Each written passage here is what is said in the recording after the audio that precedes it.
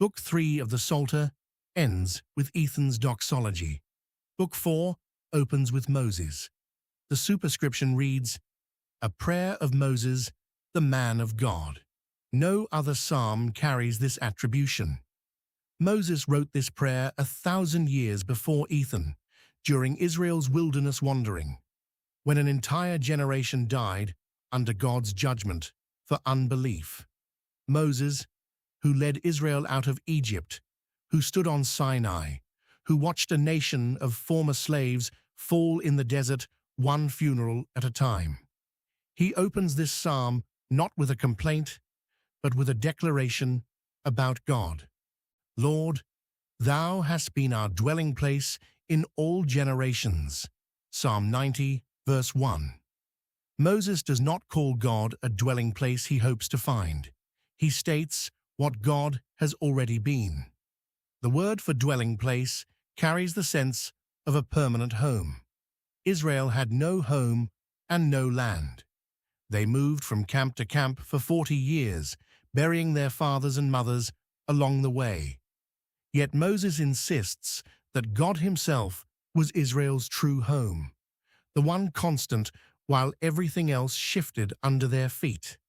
This declaration matters because Moses writes as a man without stability, addressing a God who provides it. The tents Israel pitched came down each time God's cloud moved. No structure in the wilderness lasted, but Moses roots Israel's identity not in geography, but in God's presence, which spanned all generations. Abraham, Isaac, and Jacob had God. Moses' own generation, dying in the wilderness, still had God. This continuity across time answers the isolation Israel felt as wanderers with no permanent ground beneath them. For the believer today, this verse reorders where security is placed. Circumstances change, health fails, relationships end, nations rise and fall. But God remains the dwelling place for every generation that has ever called upon him.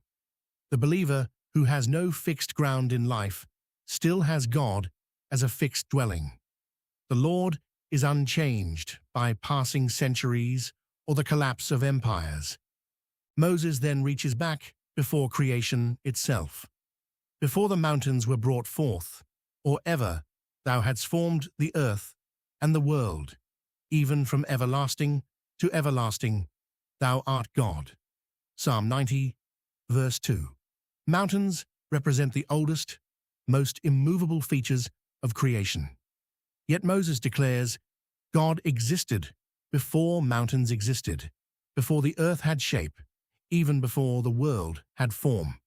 The phrase, from everlasting to everlasting, removes God from the category of time altogether. God does not age, nor does not diminish. He did not begin and will not end. Moses states, "Thou art God," using the present tense to fix God outside the categories of past and future that govern every created thing. This included the wandering generation Moses led and buried. This verse answers the crisis that will unfold across the rest of the psalm, where Moses laments the brevity and frailty of human life.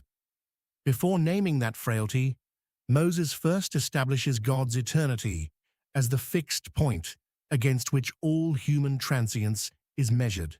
Mountains erode and nations fall. Generations die in the wilderness. But God remains what he has always been. God has no beginning, and he is without end. The same God who existed before the first mountain rose from the deep and who will remain long after every mountain returns to dust.